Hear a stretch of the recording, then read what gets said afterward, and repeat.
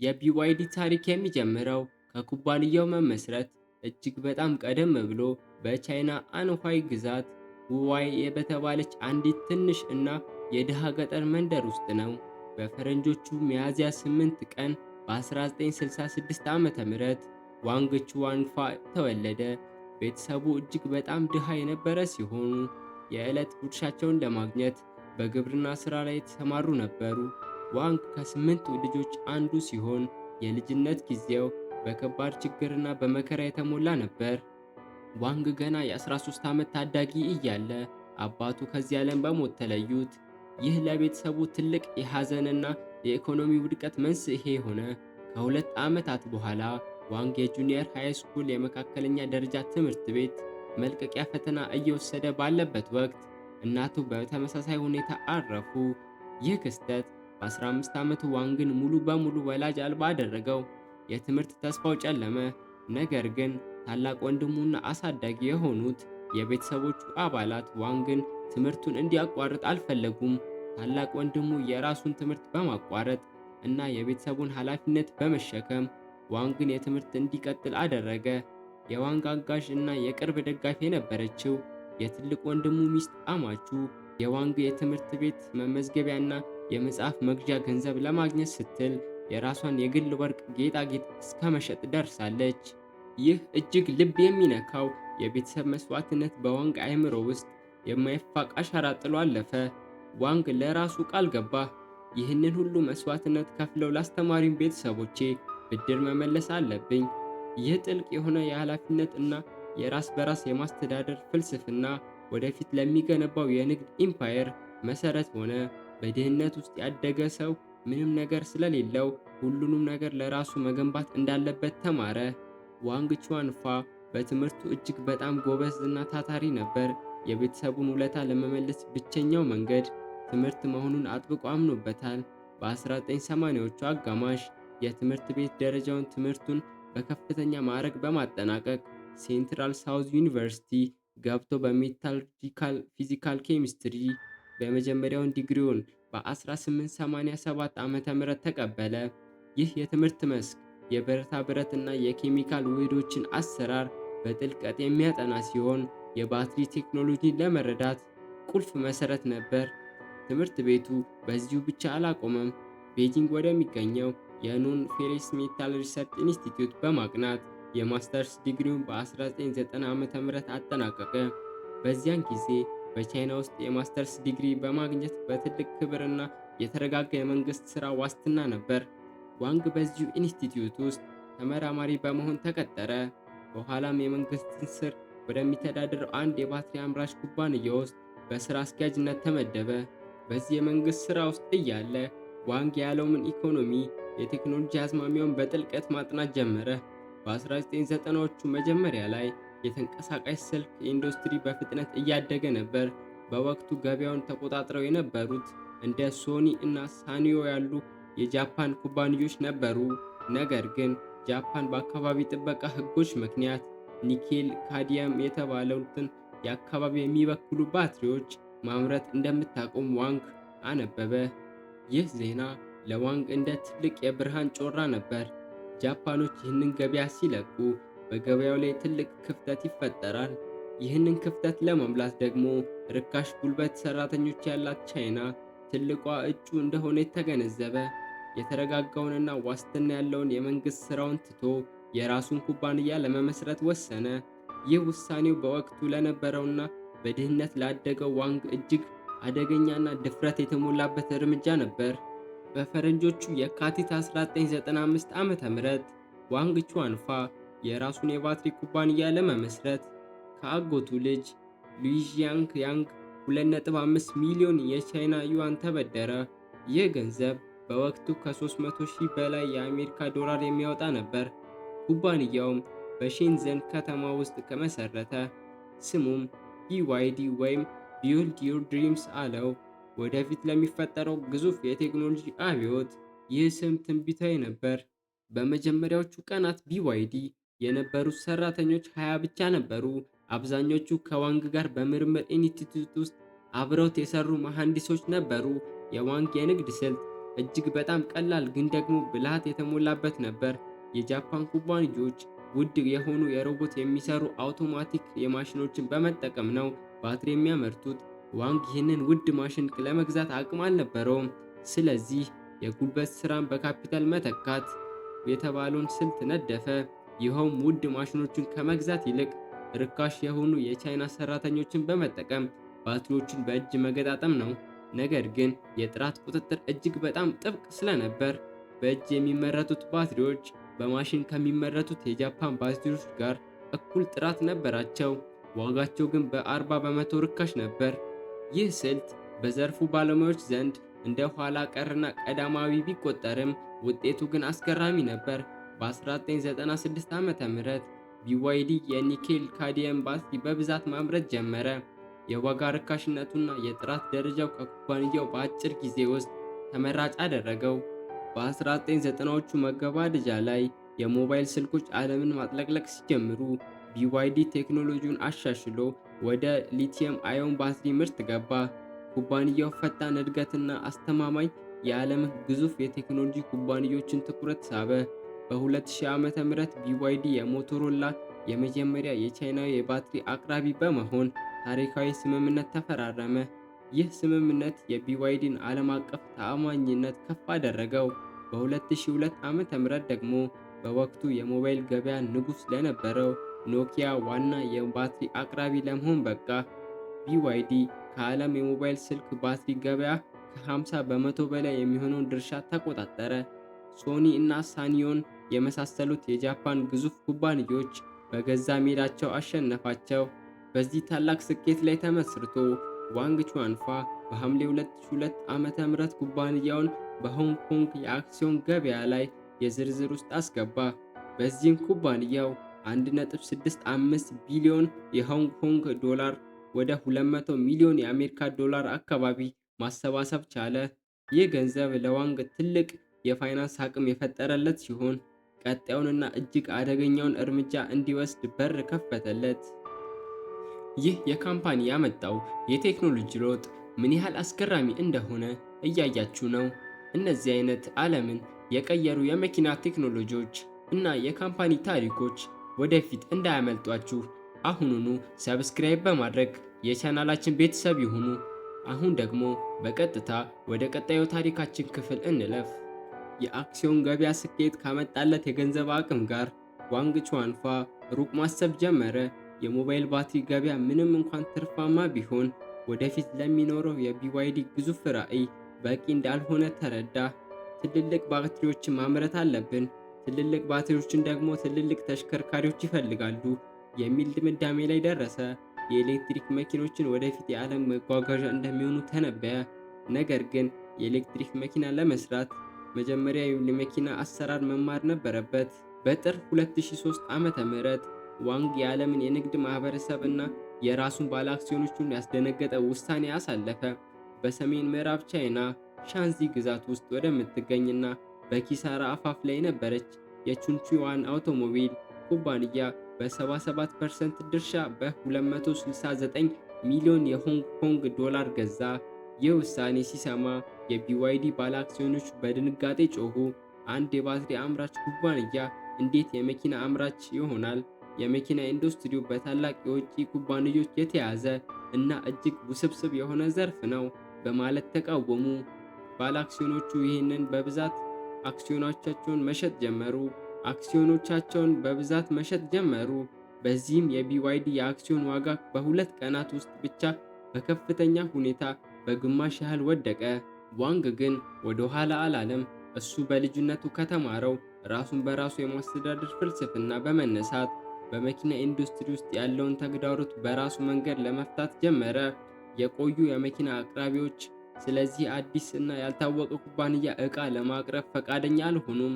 ስለዚህ ዋንግ ከሞተር እስከ መስታወት እስከ መብራትና የውስጥ ክፍሎች ድረስ ያሉትን የመኪና አካላት በራሱ ኩባንያ ውስጥ አምርቶ ለመቀጠል ወሰነ።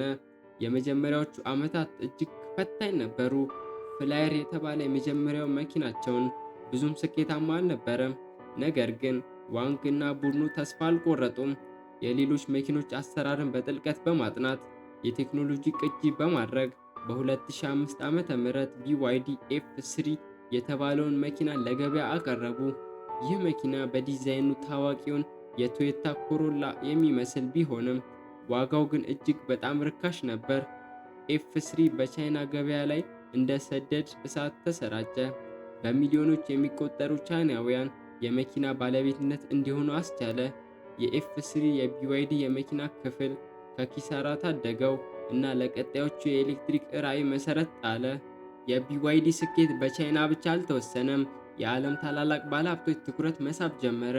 ከእነዚህም መካከል በዓለም በኢንቨስትመንት አዋቂነቱ ወደር የማይገኝለት ዋረን ባፌት እና የቅርብ አጋሩ ቻርሊ ማንገር ይገኙበታል። ቻርሊ ማንገር ስለ ዋንግ ቹአንፋ ሲሰማ እንዲህ ብሎ ነበር። ይህ ሰው የቶማስ ኤዲሰን እና የጃክ ዌልች ድብልቅ ነው። የኤዲሰንን ያህል የፈጠራ ችሎታ፣ የጃክ ዌልችን ያህል ደግሞ የሥራ አመራር ብቃት አለው። በዚህ ጠንካራ እምነት መሠረት በዴቪድ ሶኮል አማካኝነት ምርምር ከተደረገ በኋላ በሴፕቴምበር 2008 የዋረን ባፌት ኩባንያ የሆነው ቤርክሻየር ሃታዌር 232 ሚሊዮን የአሜሪካን ዶላር በማውጣት የቢዋይዲን 10 በመቶ አክሲዮን ገዛ። ይህ ኢንቨስትመንት ለቢዋይዲ የገንዘብ አቅም ብቻ ሳይሆን ዓለም አቀፍ ተአማኒነትና ክብርን ያጎናጸፈው። የዓለም የፋይናንስ ገበያ ዋረን ባፌት የመረጠው የኩባንያ በማለት ቢዋይዲን በአክብሮት ማየት ጀመረ። በትክክል በዚያው ዓመት ቢዋይዲ በዓለም የመጀመሪያ የሆነውን በብዛት የተመረተ ፕለጊን ሃይብሪድ የሆነውን ኤፍ3ዲኤም ለገበያ አቀረበ። ይህ መኪና በባትሪና በነዳጅ አብሮ መስራት የሚችል ሲሆን የኤሌክትሪክ መኪኖችን ጉዞዎች ትልቅ ምዕራፍ ነበር። ባፌት ኢንቨስት ባደረገ ማግስት የዚህ ቴክኖሎጂ ይፋ መሆን ቢዋይዲ ለወደፊቱ የስፖርት ዘርፍ ያለውን ትልቅ ዝግጁነት አረጋገጠ። በ2010 እስከ 2019 ያሉትን ዓመታት ለቢዋይዲ የከፍተኛ መስፋፋት ግን ደግሞ የከባድ ፈተናዎች ጊዜ ነበሩ። ኩባንያው 7+4 የሚል አዲስ ስትራቴጂ አቅጣጫ ነደፈ። ይኸውም ሰባቱ ዋና ዋና የትራንስፖርት ዘርፎች የግል መኪኖች፣ ታክሲዎች፣ የህዝብ አውቶቡሶች፣ የጭነት መኪኖች ወዘተ እና አራቱ ልዩ ልዩ የሥራ መስኮች እንደ ማዕድን እና ወደብ ያሉ ሙሉ በሙሉ ለኤሌክትሪክ ኃይል እንዲሰሩ ማድረግ ነበር። በዚህ መሠረት ኬ9 የተባለ የኤሌክትሪክ አውቶቡስ እና ኢ6 የተባለ የኤሌክትሪክ ታክሲ በማምረት በቻይና እና በዓለም ዙሪያ ማቅረብ ጀመረ። በ2013 ዓ.ም በአሜሪካ ካሊፎርኒያ ግዛት ላንካስተር ውስጥ የኤሌክትሪክ አውቶቡስ ማምረቻ ፋብሪካ በመክፈት የአሜሪካን ገበያ ሰበረ። በተጨማሪ የከተማ ትራንስፖርት ችግር ለመፍታት ስካይሬል የተባለ የሞኖሬል ባቡር ስርዓት ገንብቶ አስተዋወቀ። ይሁን እንጂ በግል መኪኖች ገበያ ላይ ኩባንያው ከፍተኛ ፈተና ገጠመው። የቢዋይዲ መኪኖች በጥራት እና በቴክኖሎጂ ጥሩ ቢሆኑም በውጫዊ ዲዛይናቸው ተወዳዳሪ አልነበሩም። ደንበኞች ቢዋይዲ ርካሽ እና ዲዛይኑ ያረጀ መኪና ነው የሚል አመለካከት ነበራቸው። የመኪናው ሽያጭ ማደግ አቆመ። የኩባንያው ገበያ እየቀነሰ መጣ። ይህን ችግር ለመፍታት ዋንግ ቹአንፋ በ2016 ዓ.ም የኦዲ እና የአልፋ ሮሜዮ ዋና ዲዛይነር የነበረውን ታዋቂውን ጀርመናዊ ወልፍጋንግ ኤገር ወደ ቢዋይዲ በማምጣት የዲዛይን ኃላፊ አድርጎ ሾመው። ኤገር የዘንዶ ፊት የተባለ አዲስ ማራኪ የዲዛይን ቋንቋ በመፍጠር ቢዋይዲ መኪኖችን ገጽታ ሙሉ በሙሉ ቀየረው። ነገር ግን የገንዘብ ቀውሱ አላበቃም ነበር። በ2019 ዓ.ም የቻይና መንግስት ለኤሌክትሪክ መኪኖች አምራቾች ይሰጥ የነበረውን ድጎማ በመቀነሱ ቢዋይዲ ትርፍ በከፍተኛ ሁኔታ አሽቆለቆለ። ባለአክሲዮኖች ተቆጡ። ትርፋቸው እየቀነሰ ስለሆነ የጥራትና ምርምር በጀቱን መቀነስ አለብን በማለት የዋንግ ላይ ጫና አሳደሩ። በወቅቱ ቢዋይዲ ለጥናትና ምርምር የሚያወጣው ወጪ ከሚያገኘው የተጣራ ትርፍ 5 እጥፍ ይበልጥ ነበር። ዋንግ ግን አሻፈረኝ አለ። በልጅነቱ የተማረው ጽናት እዚህ ላይ ጎልቶ ወጣ። ምርምርን ማቆም ማለት የወደፊቱን መግደል ማለት ነው። ቴክኖሎጂ ላይ ኢንቨስት ማድረጋችንን አንቀንስም በማለት ከባድ ውሳኔ ላይ ቆመ። ይህ ውሳኔ ኩባንያው ለአጭር ጊዜ ለችግር ቢዳርገውም ከዓመታት በኋላ ግን ዓለምን የሚያንቀጠቅጥ ውጤት ይዞ መጣ። የዋንግ ቹዋንፋ የ2019 የትዕግስት እና የምርምር ኢንቨስትመንት ፍሬ ያፈራው በ2000 ዓ.ም ነበር። ለብዙ ዓመታት የኤሌክትሪክ መኪና ትልቅ ችግር የባትሪ ደህንነት ነበር።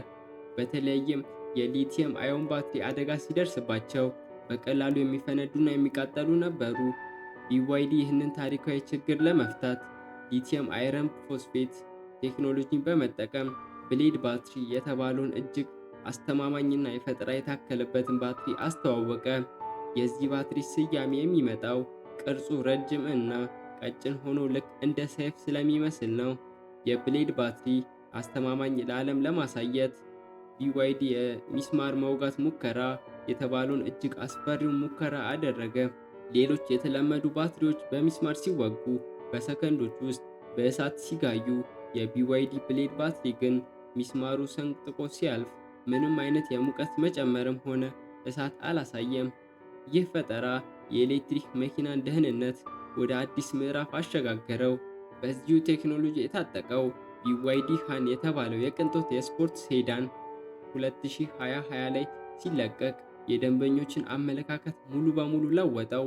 ማራኪ ዲዛይን፣ እጅግ ፈጣን ፍጥነት እና የማይቀጣጠሉ አስተማማኝ ባትሪ በማዋሃድ BYDን ስም ከርካሽ መኪና አምራችነት ወደ ከፍተኛ የቴክኖሎጂ ኩባንያነት አሸጋገረው። የዓለም ታላላቅ የመኪና ኢንዱስትሪ ቀስ በቀስ ወደ ኤሌክትሪክ እየተሸጋገረ ባለበት ወቅት ብዙዎች ታላላቅ ኩባንያዎች እንደ ቶዮታ፣ ቮልክስዋገን እና ፎርድ አሁንም የድሮን በነዳጅ የሚሰራ ሞተር ማምረታቸውን አላቆሙ ነበር። ነገር ግን በፈረንጆቹ መጋቢት 2022 ዓ.ም BYD መላውን ዓለም ያስደነገጠ ታሪካዊ ማስታወቂያ አወጣ። ኩባንያው ሙሉ በሙሉ በነዳጅ ብቻ የሚሰሩ መኪኖችን ማምረት ማቆሙን እና ከዚህ በኋላ ትኩረቱን ሙሉ በሙሉ በኤሌክትሪክ እና በፕላጊን ሃይብሪድ አዳዲስ የኃይል ተሽከርካሪ ላይ ብቻ እንደሚሆን አወጀ። ይህ ውሳኔው በዓለም የመኪና ታሪክ ውስጥ እንደ ትልቅ አምራች ኩባንያ የነዳጅ መኪና ሙሉ በሙሉ ሲተው የመጀመሪያው አደረገ። ይህ ውሳኔ የተደገፈው BYD ባዳበረው ዱዋል ሞድ ኢንተለጀንት በተባለ እጅግ የላቀ ሃይብሪድ ቴክኖሎጂ ነበር። ይህ ቴክኖሎጂ መኪናውን በኤሌክትሪክ ኃይል ብዙ ኪሎ ሜትር እንዲጓዝ የሚያስችል ሲሆን፣ ባትሪው ሲያልቅ ደግሞ እጅግ አነስተኛ ነዳጅ በመጠቀም ሞተሩ ባትሪውን ቻርጅ እያደረገ እንዲጓዝ ያደርገዋል። የዚህ ቴክኖሎጂ መምጣት ቻይናውያንን በነዳጅ መኪና ላይ የነበራቸውን ጥገኝነት ሙሉ በሙሉ ሰብሮት የBYD ሽያጭ እንደ ሮኬት ተተኮሰ።